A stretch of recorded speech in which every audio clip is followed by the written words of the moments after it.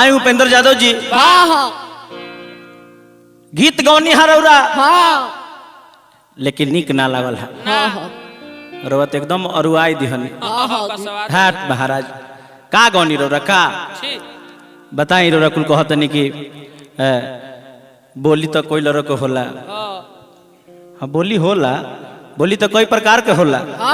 बोली तो कुछ करवा देला, बोलिए तो कुली हो, बोलिए कुली हटे इहे बुझे के बाटे रवा गौनी गौनी लेकिन निक ना लागल तनिकी निक ना लागल एक हु गीत और निक ना लागल खाल से रवा फेकरनी है रामा लगा कुछ है नहीं ना कुछ नहीं खे धीरज भैया कुछ नहीं खे।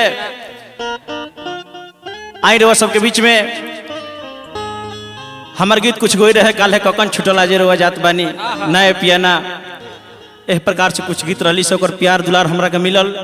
हमार उम्मीद बा कि एहू गीत के रवा सबके जरूर हमरा के प्यार दुलार देव सब है।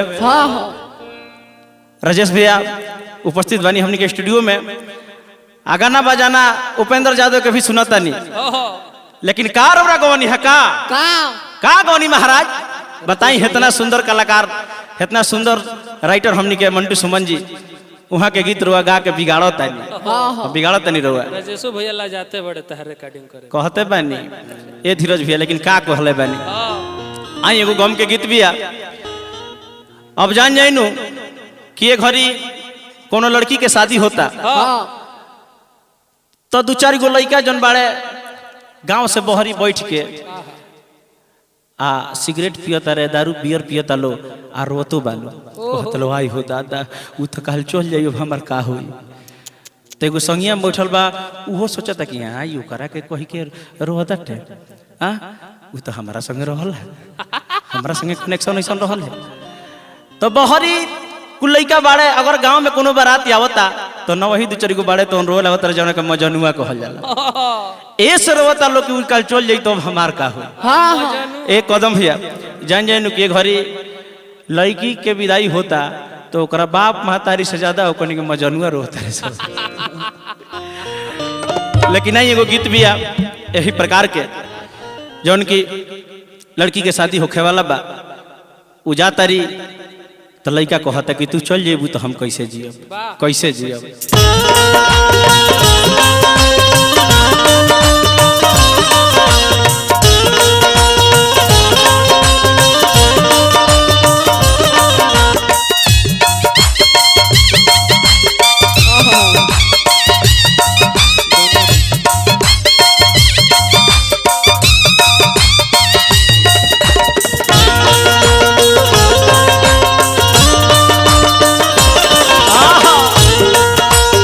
क्या बात है हम न जननी की जान साथ छोड़ जाइबू हमारा प्रेम वाला रिश्ता के तोड़ जाइबू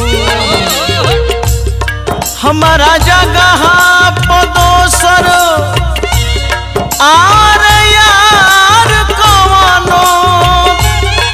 अपना प्रेम वाला रिश्ता से जोड़ी जाइबू। हाय हाय ई का कोइलू ए हो करे जा ए करे जा ए हो करे जाए जा कैसे जियबी हम ए हो करे जाए जा कैसे जियबी हम छोड़ के काहे जालू जान रे छोड़ के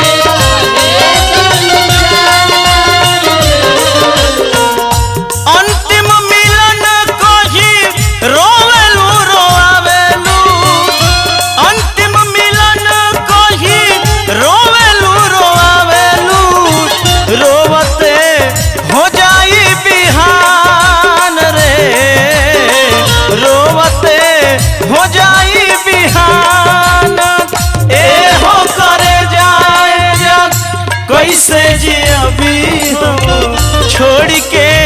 काहे जालू जान रे।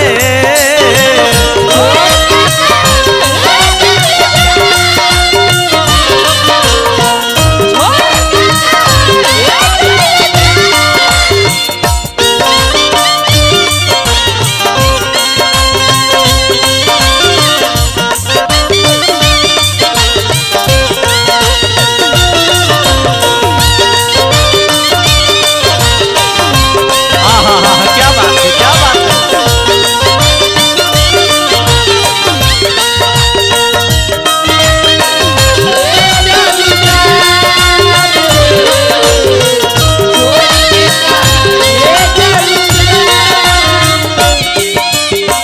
लड़का कलर से के बताओ। क्रिया कसम खाइल कैसे भुलैबू,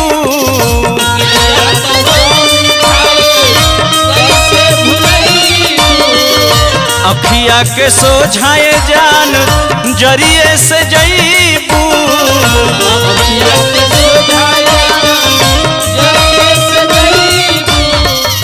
क्रिया कसम खाइल कैसे भुलैबू, अखिया के सोझाए जान जरिए से जईबू। जब हमरा आँखी के सोझा निकल जईबू वो दर्द हम कैसे सहब।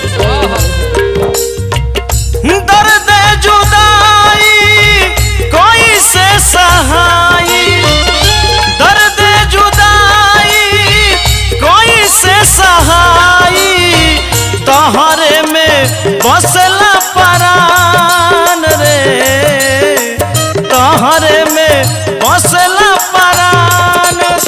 ए हो करे जाए जब कैसे जियबी हम, ए हो करे जाए जब कैसे जियबी हम, छोड़ के काहे जालू जान रे।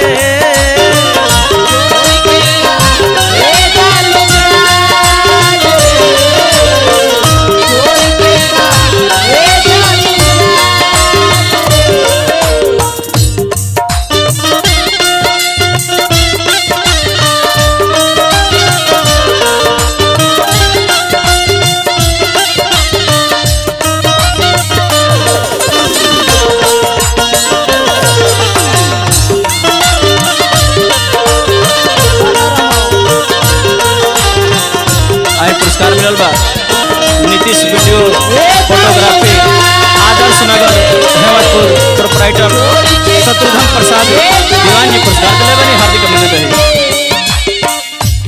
और का लड़का कहता कि बताओ अब तो तू बदल जेबू, तारा में सब कुछ बदल जाई का। हथवा में मेहंदी तन में हल्दी लगईबू,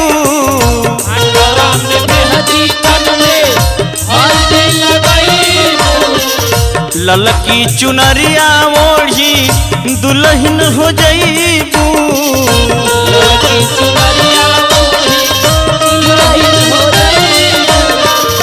हथवा में मेहंदी तन में हल्दी लगईबू, ललकी चुनरिया ओढ़ी दुल्हन हो जईबू। बताओ वो रूप जब हम देखब तो मन तो खुश होई, लेकिन फिर दुखित हो जाई कि तू हमार ना होई, वो केहू दूसरा के होता। वही में हई फेर तारू, ये हमरा प्यार के निशानी रहल हा, ये अनेरो नु फेर तारू। प्यार के निशानिया फेरलू न थुनिया, प्यार के निशानिया फेरलू न थुनिया, कैलू जवनिया जियान रे, कैलू जवनिया जियान। ए हो करे जाए जान कैसे जियबी हम,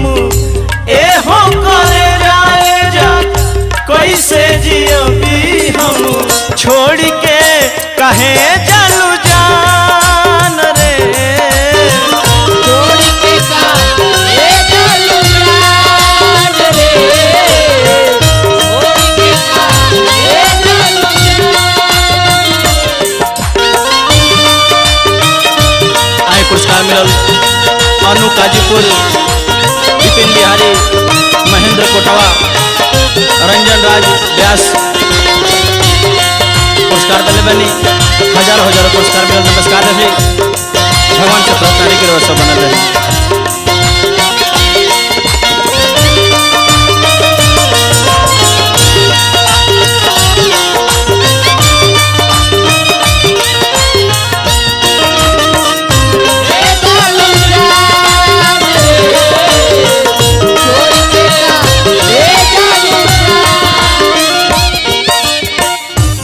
आई पुरस्कार मिलल बा हमने के स्टूडियो के मालिकार राजेश भैया बहुत बहुत पुरस्कार दिले बनी। नमस्कार रही। हमारे कदम भैया पुरस्कार दिले बनी। धीरज धाकड़ जी पुरस्कार देहनी। हमारे मंटू सुमन जी पुरस्कार देहनी। हमारा बोलोरो के ड्राइवर साहब ठाकुर बाबा के तरफ से पुरस्कार मिलल बा। हमारे कौशल जी पुरस्कार देहनी। बहुत सुंदर नाल वादक हमने के सरल बाबा पुरस्कार दिले बनी। हार्दिक अभिनंदन रही। लेकिन कहे के बाका तुरी दिहलु दिल हमर दिल से लगा के,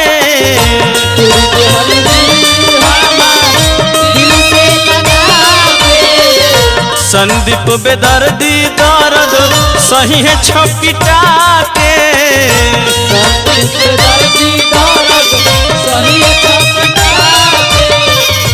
तुरी दिहलु दिल हमर दिल से लगा के, संदीप बेदर्दी दर्द सही है छपिटा के। बताओ, अरे प्यार का अपमान होता यह दीवाना सही ना पाई, पागलाई तो जरूर। प्रदीप प्यारा पागल हो जाई है, प्रदीप प्यारा पागल हो जाई है, प्यार के होला अपमान रे, प्यार के होला अपमान। ए हो करे जाए जा कैसे जियबी हम, ए हो करे जाए जा कैसे जियबी हम, छोड़ के कहे जालू जान रे,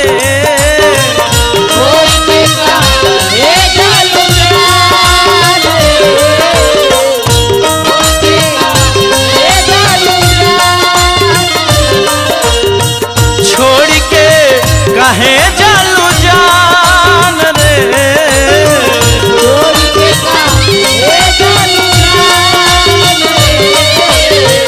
आई यही अंतिम गीत के साथ हम प्रदीप प्यारा रवा सबके प्रणाम नमस्कार करतनी और आशीर्वाद की प्रतीक्षा रखतनी। हमारा उम्मीद बा फिरवा सबके केसर के गीत जरूर दिन छूली, हमारी उम्मीद बा।